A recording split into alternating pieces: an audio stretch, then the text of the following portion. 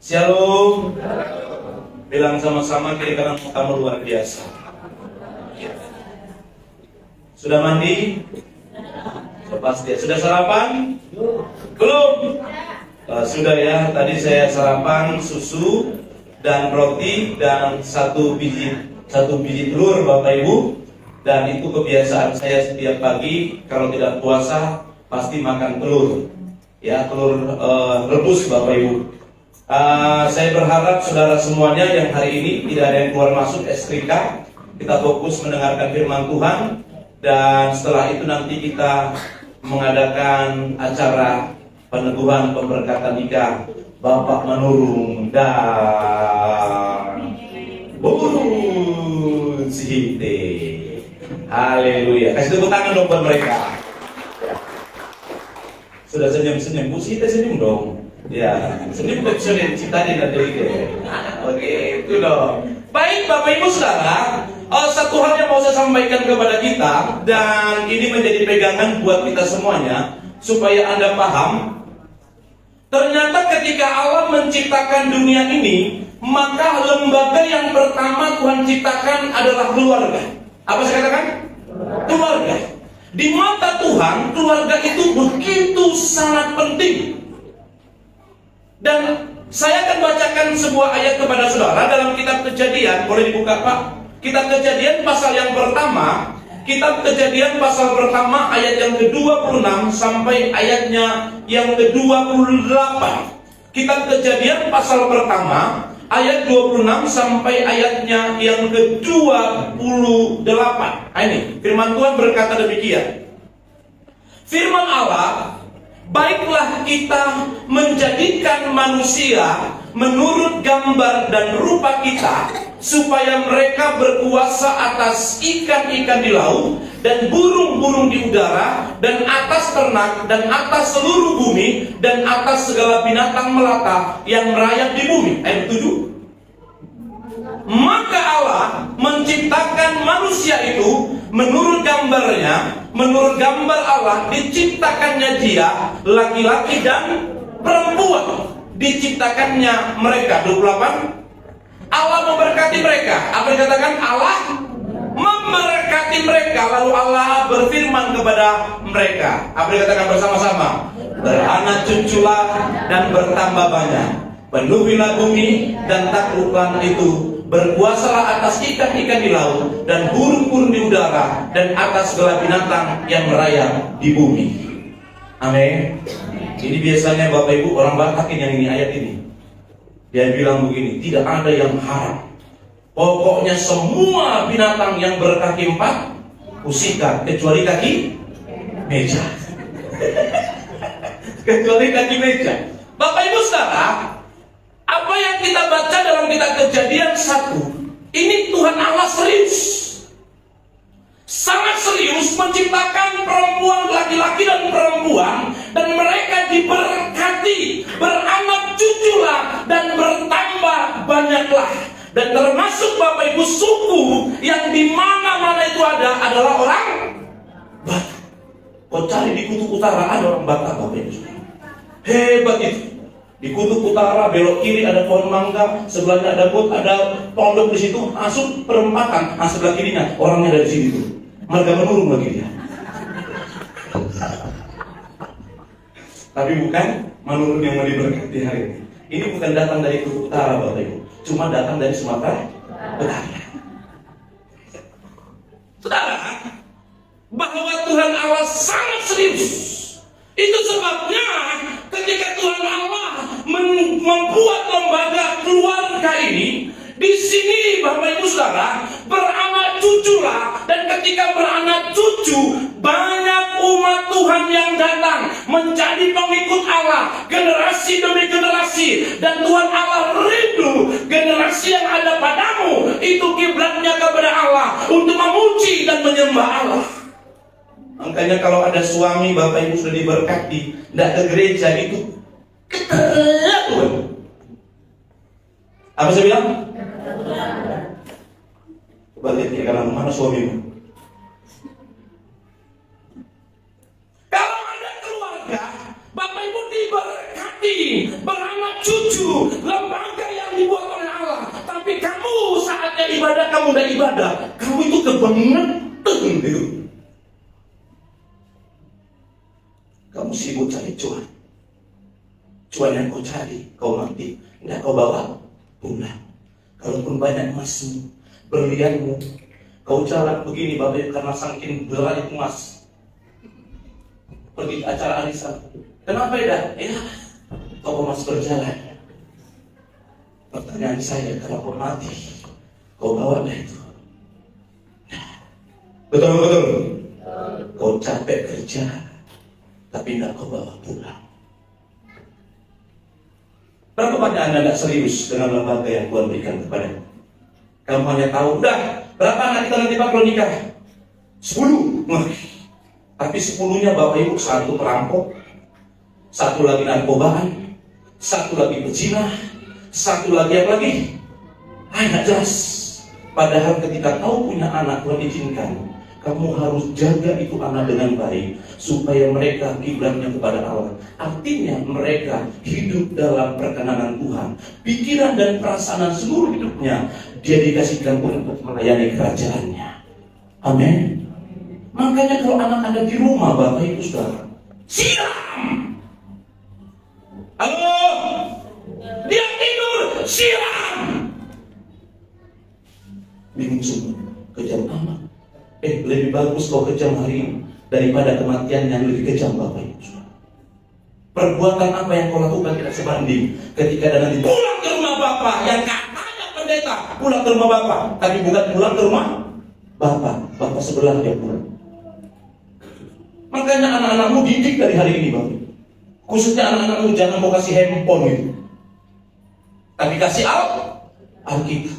Makanya Yosua berkata, perkatakanlah firman Tuhan itu siang dan malam, supaya engkau berhasil dan beruntung. Lembaga yang Tuhan kasih kepadamu, supaya berhasil dan beruntung keluargamu. Maka Alkitab mencatat kepada Yosua untuk membawa umat yang tegar tengkuk dan keras kepala itu. Dengar baik-baik, kira-kira suku mana yang keras kepala dan tegar tengkuk? Jawab!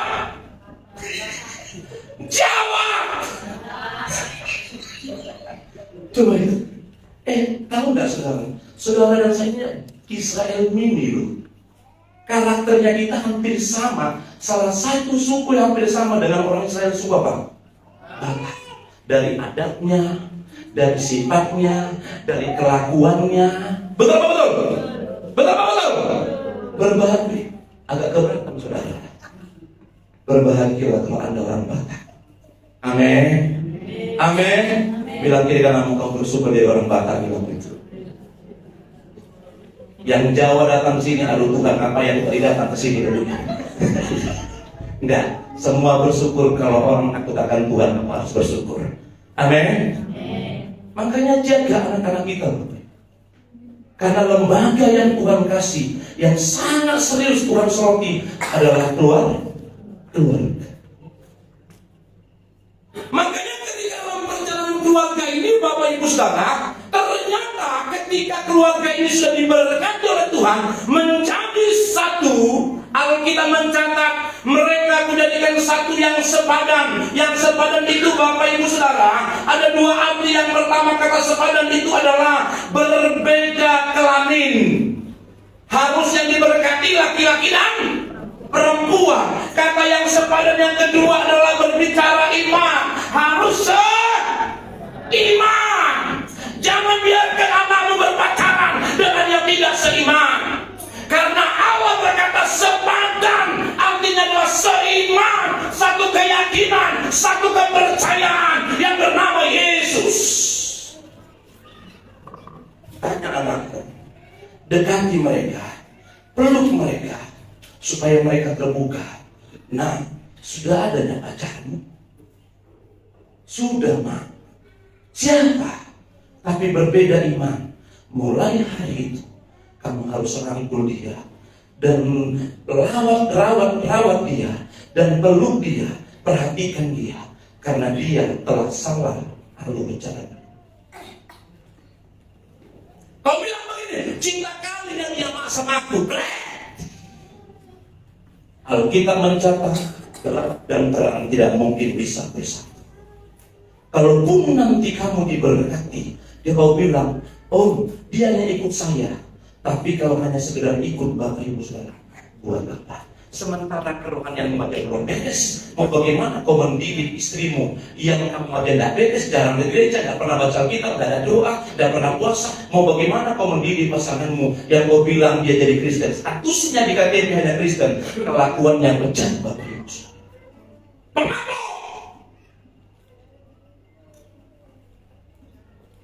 Renungkan itu baik-baik. Anakmu harus kau rangkul, tanya, kamu udah punya cowok enggak? Kamu udah punya pacar enggak? Tanya itu. Jangan kau bilang begini, ya sudahlah Papa Pendeta, karena tidak laku-laku lagi ya, tidak ada rotan akan pun jadilah.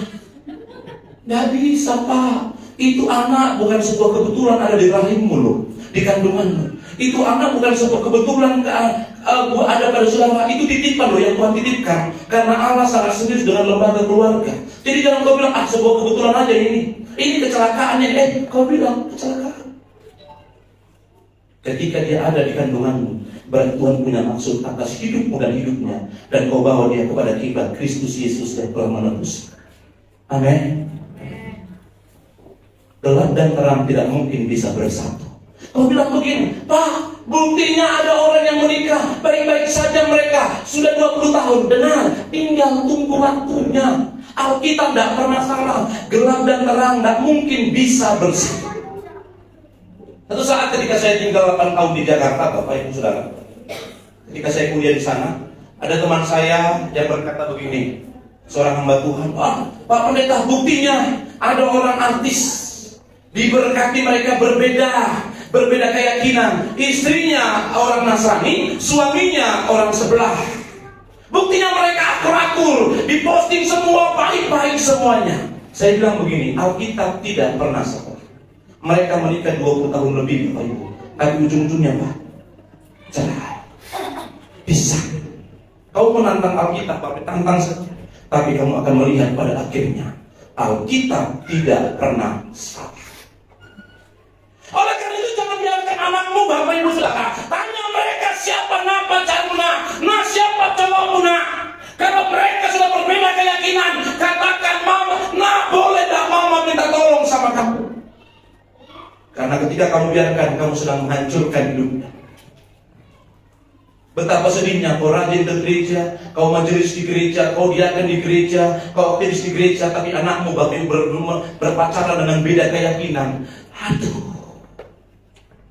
Harusnya kau merangkap dan menangis di hadapan Allah. Minta pengampunan. Aku yang salah Tuhan, mendidik anakku. Makanya perlu tegas terhadap anak Bapak Ibu Saudara. Tegas yang berarti kita benci kepada dia. Karena Tuhan sangat serius dengan lembaga. Lembaga baik, keluarga.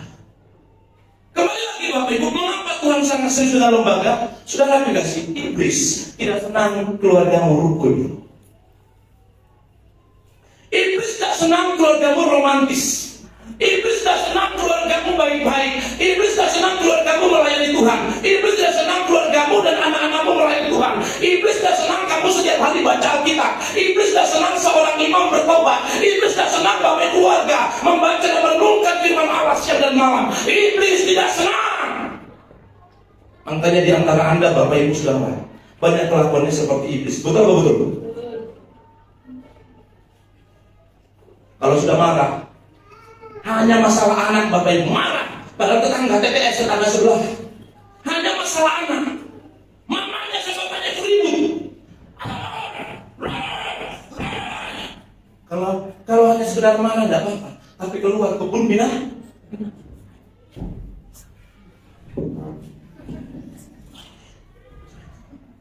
Itu kelakuan siapa?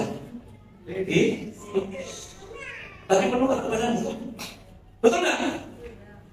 Kau boleh cerai sama anak, tapi ngapain kau rusak hubunganmu dengan tetangga sebelahmu? Satu mari kalau kamu. Satu saat anak saya Bapak Ibu di sekolah, oh ya, mana Pak?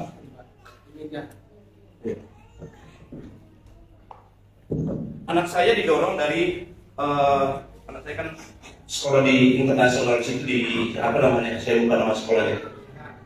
Hah? ECH. Kenapa itu Pak? Iya itulah. Mereka turun karena liftnya mati, maka mereka dari tangga. Akhirnya anak saya ini Erik ini terluka di tangannya, ada beberapa koresan. Erik ngadu sama saya. Kalau dulu Bapak Ibu itu berbeda. Ya bisa kita, kamu sini dong, anak kurang ajar dong, kamu udah kayak saya, bisa saja begitu. Tetapi apa yang saya lakukan? Saya gak lapor ke gurunya, bisa gak dipanggil anak itu saya? Dipanggil. Kami ke ruangan khusus, ke ruangan guru. Saya panggil anak itu, saya peluk anak saya peluk anak orang itu yang melukai anak saya. Saya bilang, nah, nggak boleh gitu nak ya. Saya bilang, kan kalau nanti pecah kepalanya atau gimana, kan sama-sama ada yang luka kan kasihan. Saya peluk anak itu Bapak Ibu, dan saya keluarkan dia, nangis dia. Nangis. Terus dia lapor ke mamanya. Terus dicari tahu siapa papinya Erik itu. Ternyata mereka baru tahu saya pendeta Bapak. Dan bapaknya datang dan mamanya ngomong, makasih Pak ya Pak Pendeta, anak saya sekarang sudah berubah.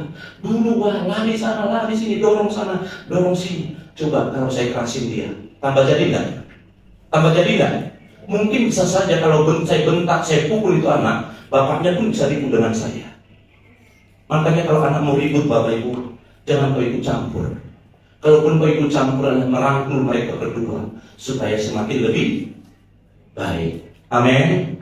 Bilang kiri kananmu, kau dengar itu bilang begitu. Kembali lagi Bapak Ibu, Tuhan Allah sangat serius dengan keluarga. Makanya Alkitab mencatat begini. Kita buka bersama-sama Bapak Ibu Saudara dalam kitab Efesus. Kitab Efesus pasal yang kelima, ayat yang ke-22 sampai 28. Ini yang sulit dilakukan lembaga keluarga. Efesus 5 ayat 22 sampai ayat 28. Ya, saya baca. Hai istri, tunduklah kepada suamimu seperti kepada Tuhan. Karena suami adalah kepala istri, sama seperti Kristus adalah kepala jemaat. Dialah yang menyelamatkan tubuh. Karena itu sebagaimana jemaat tunduk kepada Kristus, demikian jugalah istri kepada suami dalam segala sesuatu. Hai suami, kasihilah istrimu sebagaimana Kristus telah mengasihi jemaat dan telah menyerahkan dirinya baginya untuk menguduskannya, sesudah ia menyucikannya dengan memandikannya dengan air dan firman, supaya dengan demikian ia menempatkan jemaat di hadapan dirinya dengan cemerlang, tanpa cacat atau keruh atau yang serupa itu, tetapi supaya jemaat kudus dan tidak bercela. Demikian juga suami harus mengasihi istrinya sama seperti tubuhnya sendiri. Siapa yang mengasihi istrinya, mengasihi dirinya sendiri. Garis bawahi Bapak Ibu, ada kata istri disuruh apa? Istri disuruh apa? Istri disuruh apa? Tunduk. Suami disuruh apa? Mengasihi. Kamu cari ayat dalam Alkitab, tidak ada berkata, hai suami tunduklah kepada istrimu. Tidak ada ayat Alkitab berkata, hai istri kasihilah suamimu. Tidak ada. Tapi istri dikatakan tunduk. Suami dikatakan apa kepada istrinya? Mengasihi. Coba Anda pernah mikir nggak? Kenapa Tuhan Allah berkata, hai istri? Kalau dalam kitab Kolose Bapak Ibu, Kolose 3 dikatakan, bukan hanya istri. Hai istri-istri, berarti semua. Dengar ini, hai ibu-ibu semua yang sudah punya pasangan. Hai istri-istri, itu dikatakan dalam kitab Kolose pasal 3 ayat 18. Nanti Anda boleh baca sampai 19. Hai istri-istri, dalam kitab Efesus dikatakan, hai istri, tunduklah kepada siapa? Suami. Kenapa harus tunduk kepada suami? Kenapa? Karena dia adalah kepala. Dia adalah pemimpin. Dia adalah otoritas. Dia kepala, dia pemimpin. Jadi Bapak Ibu Saudara, jangan pernah Anda beralibi begini. Gimana mau saya tunduk Pak Pendeta? Terlalu kejam dia Pak Pendeta. Dan sudah banyak bodoh di tubuh saya Pak Pendeta. Suami istri yang sering ribut, tempeleng bengkak sini ada luka, pergi ke gereja, ditanya majelis dan bapak gembala, kenapa bu luka di sini? Jatuh dari motor. Masih kau tutupi kelakuannya bapak. Coba nggak usah angkat tangan. Siapa yang pernah dapat bogeman pasangannya? Sakit nggak? Sakit nggak? Halo. Bayangkan masalahnya kadang-kadang masalah sepele. Tapi yang heran sekarang, bukan jarang sekarang suami yang pukul istri. Sekarang banyak itu istri yang pukul suami. Sudah banyak loh sekarang begitu. Di sini dah ada itu di Kutu Utara. Yang ada pohon mangga tadi itu, sampingnya ada pohon itu. Orangnya ada di sini tidak. Sekarang saya lihat di media sosial, rata-rata yang kebanyakan mukul istri, yang mukul itu siapa? Istri mukul suaminya.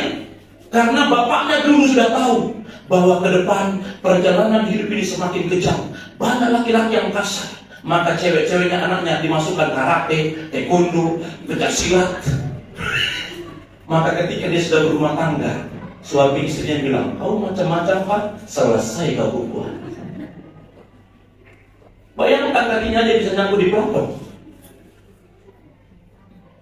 Teman-teman semuanya, kalau kita mencatat bahwa istri sangat sulit tunduk kepada otoritas, sangat sulit tunduk kepada pemimpin, sangat sulit tunduk kepada kepala. Istri itu ibaratkan adalah jemaat. Makanya banyak jemaat tidak tunduk kepada gembalanya, kepada pemimpinnya. Betul apa betul? Betul apa betul? Betul apa betul? Bayangkan kalau misalnya kalau di gereja kami sini, Bapak Ibu Saudara, ini saya ngatur semua, nggak ada hubungan sinode. Tapi kalau gereja tertentu, amang saya urus, saya kasih uberin pergi teh, saya geser main. Bisa digeser? Bisa digeser? Bisa. Karena penguasanya siapa? Majelis. Karena disinggung-singgung kok terus pas khotbahnya, berhenti kau merokok, jangan kau minum lagi. Selona ini jangan minta dibagi. Karena kau punya pengaruh di situ, kau kirimlah surat ke Efesus. Kau buatlah segala macam-macam di situ. Dan salah satu gereja yang saya tahu, Bapak Ibu, pernah dulu teman saya digeser. Hanya gara-gara khotbahnya keras. Nggak sanggup jemaatnya majelisnya terima. Akhirnya baru 3 bulan dipindah. Majelisnya tidak tunduk pada otoritas, tidak hormat sama gembala. Padahal ketika Paulus sinode mengirim dia ke gerejamu, berarti Tuhan pasti punya maksud. Bukan sebuah kebetulan dia di sana. Maka kau harus hormat sama bapakmu, kau harus hormat sama pemimpinmu, kau harus hormat sama pemimpin gembala, pendeta yang Tuhan percayakan kepadamu. Kalau dalam keluarga, istri kepalanya adalah suami. Ibu-ibu, hati-hati kalau kamu berontak sama suami. Kau marah boleh, tapi tolong jangan ungkapkan masa lalu. Amin. Kamu marah, anak sudah 5. Kamu marah, kau bilang, Pak, udah gak cinta lagi aku sama kau. Ya, salah aku nikah sama kau. Dulu karena dipaksa-paksa sama tulangku ya kau, makanya aku sama kau. Buktinya anaknya 5. Dia bilang gak cinta. Gimana gak cinta anak 5? Sama-sama bilang, mikir bilang begitu. Ketika ada masalah, kau bilangnya menyesal. Coba kau renungkan atas dasar ketidaktundukanmu pada otoritas, berapa lama Anda dan berapa kali Anda pernah pisah ranjang? Suamimu di kamar belakang, kamu di kamar depan. Betul apa betul? Betul apa betul? Yang lain begini, aduh banyak kali putus. Yang kedua, berapa lama kamu menikah dan sudah pernah pasanganmu pulang kampung hanya gara-gara kamu ribut, baru kau jemput lagi ke kampung sana. Halo. Yang ketiga, kamu sudah menikah di atas 5 tahun dan sudah sempat berujung dan kamu ungkapkan begini, bercerai saja kita Pak, pisah saja kita. Kamu tahu atas dasar apa itu? Kamu tidak tunduk pada otoritas.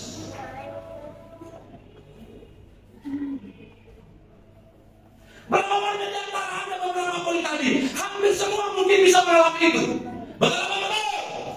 Betul apa betul? Melakukan itu. Kamu tidak serius Bapak Ibu.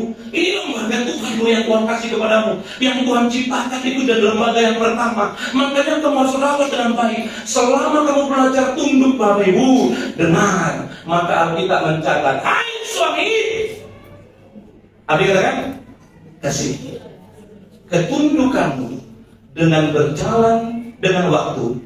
Tuhan yang berperkara, lihat nanti suamimu akan lebih baik daripada dirimu. Sehingga kau berkata, yang ini ada obat tahanan di alam bapak sianuan, bahasa sama berdua. Saudara, kamu mau berbaik ceramain di suamimu yang pemabuk, maaf, tidak bisa. Kamu tidak bisa mengubah pasanganmu. Suamimu pemabuk, pulang tiap malam, nggak disejat, buka jam pintu,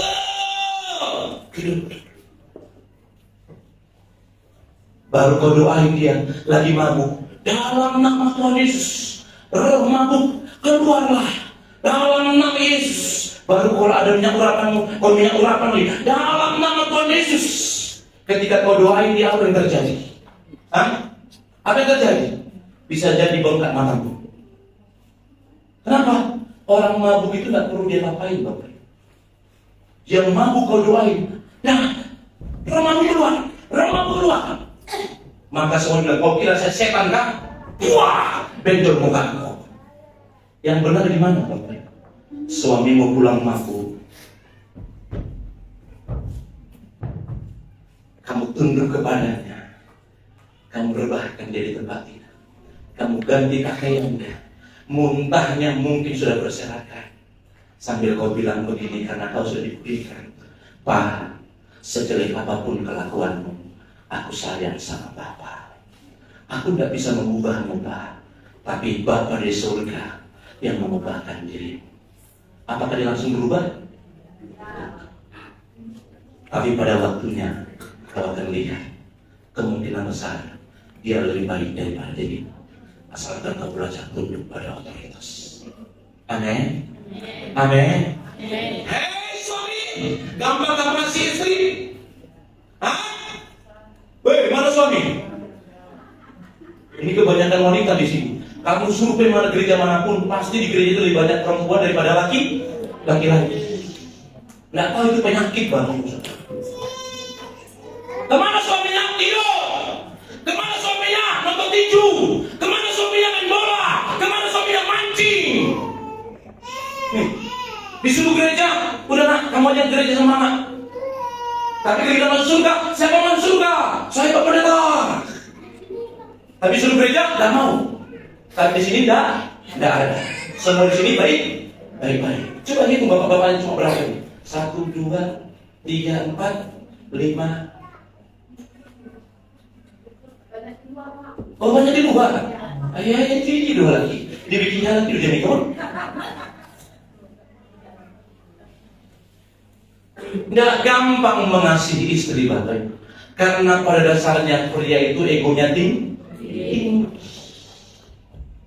Makanya Paulus berkata dalam kitab Filipi pasal 3, aku melupakan apa yang ada di belakangku. Setiap karakter buruk pendeta harus menurun, harus dibuang. Masa lalu boleh kejam, masa lalu boleh pecah, masa lalu boleh kotor. Tapi ketika kamu sudah percaya pada Yesus, kamu harus tinggalkan masa lalu. Tanganmu yang suka pukul orang, jangan lagi kau tempelin istri. Amin. Amin. Oh yang di luar, amin. Begitu. Hati-hati. Kakimu nendang istri, tanganmu tempelin, karena masalah ego. Tensinya laki-laki itu sangat tinggi.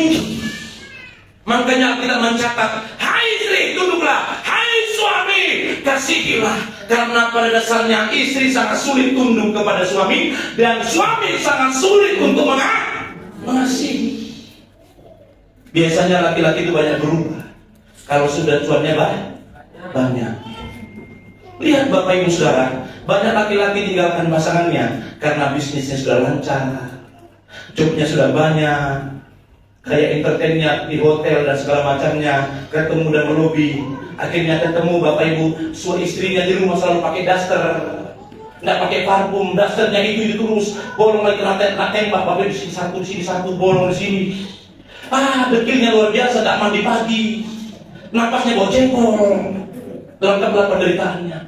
Suaminya ada meeting di hotel, pakai rok segini,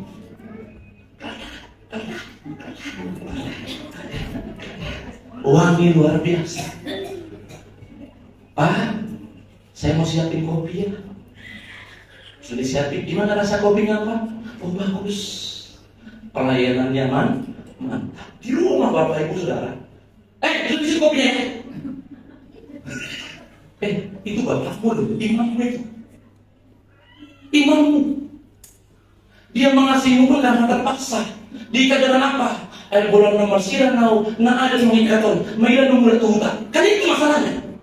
Bukan karena kamu tak Tuhan, bukan karena kamu tak Tuhan Bapak Ibu, karena kamu tak adatmu. Betul apa betul? Pikirkan itu.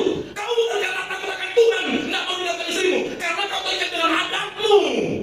Malu kau, karena kau orang yang berada. Arisan sana, arisan sini, kumpulan ini, kumpulan marga ini, marga itu. Kau hadirkan semuanya, kau aktif di situ. Malu kamu kalau kamu berpisah. Kau tahan-tahanlah rumah tangga ibadah kamu tidak syak lagi dengan pasanganmu. Asal mah kalau di gereja itu bukan deng, orang disiahin. Kalau di arisan bukan deng. Unjuk mah warna beb. Di rumah, di gereja beb, di rumah, wah. Hati-hati. Teman-teman semuanya, iblis tidak senang rumah tangga harmonis. Dengan itu, bilang,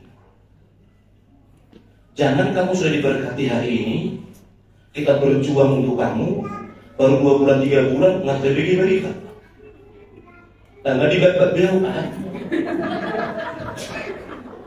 Sedih nggak kita nih? Lihat nih, datang nih lo keluarga-keluarga lo, menemanimu di sini. Lihat itu bukan sampai susah ngomong. Ketua menurut mau mendampingimu. Saya didik kalian berdua. Ayo saya bagikan waktu buat kalian. Ayo kita tolong keluarga Manurung ini, sang manusia ini. Oke lah, mungkin banyak kekurangannya. Ayo sama-sama. Bayangkan datang teman-temanmu mendampingimu hari ini. Tapi kalau sudah selesai pendakwaan ini, kamu kelakuan nggak beres. Betapa sedihnya teman sahabat yang menemanimu datang untuk kamu dalam peneguhan pemberkatan nikah. Bahwa dia, adik, siap tunduk sama suami, siap keras dong, siap gitu. Wah, siap mengasihi. Dia yang dia teman mereka. Oh siap, siap yang mereka. Kasih tepuk tangan dong buat mereka. Ternyata mereka siap.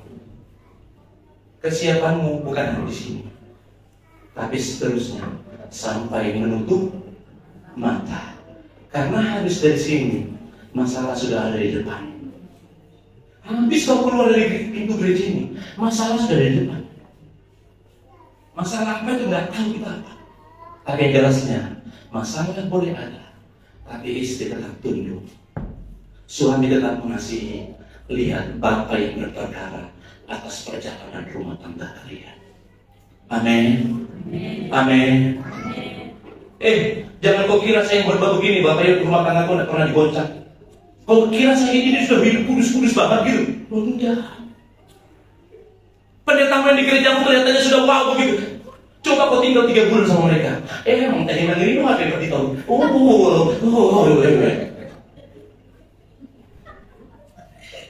Loh iya. Bapak Ibu Saudara, maaf ya, ini jemaat diri kalian sudah tahu. Istri saya itu ibu gambar itu sering saya tempelin, saya smackdown. Sudah pendeta itu. Tapi saya harus berubah dalam hal itu. Saya harus berubah dalam hal itu. Masakan saya tidak menjadi contoh dan teladan. Makanya kalau ibu gembala istri saya sudah marah-marah, masalah anak, masalah lainnya saya diam. Kalau dulu dia diam,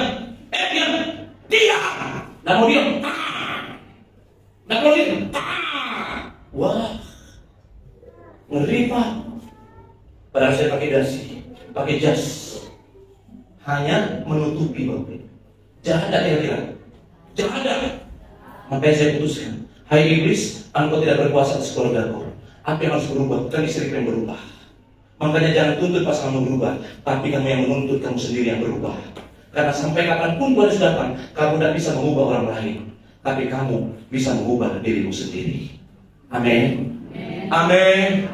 Saya mengambil keputusan, terima istri saya apa adanya, terima kekurangannya. Maka Bapak Ibu, disitulah saya mengerti, iblis tidak senang keluargaku melayani Tuhan. Iblis tidak senang keluargaku semakin romantis. Iblis tidak senang Bapak Ibu Saudara keluarga saya semakin setia kepada Tuhan. Iblis tidak senang keluarga saya semakin rukun dan terus semakin diberkati. Maka saya akan menjaga rumah tangga saya, supaya rumah tangga saya menjadi rumah tangga yang sakinah mawaddah warahmah. Amin. Amin. Jaga rumah tanggamu, karena belum tentu rumah tangga orang lain yang menjaga. Kamu yang menjaga rumah tanggamu. Hei suami-suami, kamu yang mungkin Bapak Ibu sama istrimu buat dia hati-hati, berkatmu lihatlah akan tipis. Kau capek kerja, kau tidak menghargai pasanganmu. Istrimu ngajak ngomong, Bapak Ibu salah, kau main HP. Coba itu, suami kurang ajar dulu. Nih, mana HP? Coba pindah dulu, lu cek. Dapat, lu sini. Baru kita mau ada ngomong, suaminya, iya, Pak, tadi itu di tukang sayur, iya, ada orang ngomong di depanmu, kau main HP, kamu kurang ajar, kamu tidak menghargai orang itu, betul nggak? Siapa yang guru dan dosen di sini pasti ngerti itu. Kamu ngomong, tapi kamu ngobrol sama di sana atau main HP, kira-kira bagus nggak? Bagus nggak? Makanya lihat pasanganmu, suamimu, kamu aja ngomong, tapi dia main HP, hanya di mana? Ya, oke, tapi dia lihat kamu. Dengar, sebenarnya dia tidak menghargai dirimu lagi.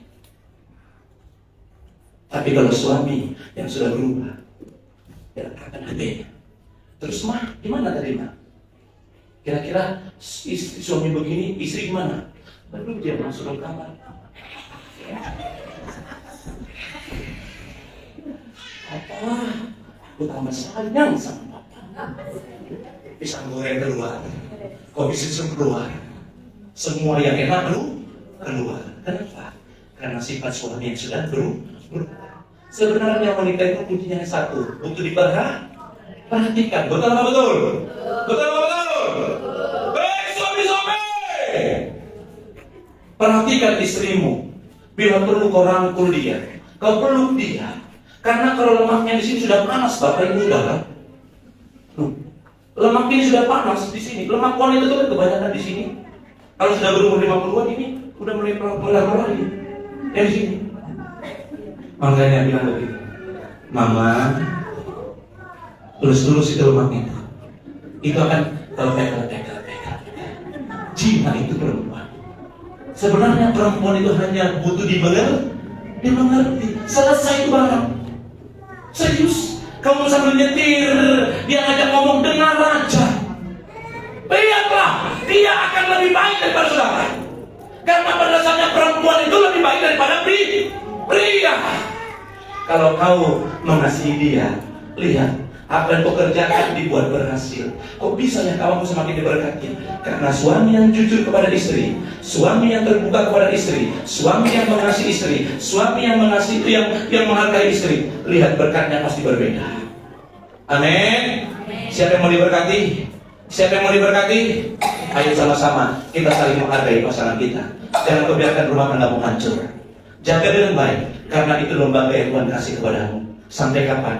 Sampai maut yang memisahkan. Berhenti Anda berkata, cerai saja kita. Berhenti Anda berkata, pisah saja kita. Karena si iblis akan senang tertawa. Si majelis gereja itu sudah cekik rumah tangganya. Si pendeta itu sudah kacau balau rumah tangganya. Jemaat itu hanya jago di gereja acting pakai jas, tapi rumah tangga kacau balau. Iblis siapa yang senang? Iblis. Tapi Tuhan sedih atas lembaga rumah tangga kalian. Mari kita buat senang Tuhan atas kerukunan rumah tangga kita semuanya. Tuhan memberkatimu dan memberkatiku. Kasih tangan yang meriah buat Yesus.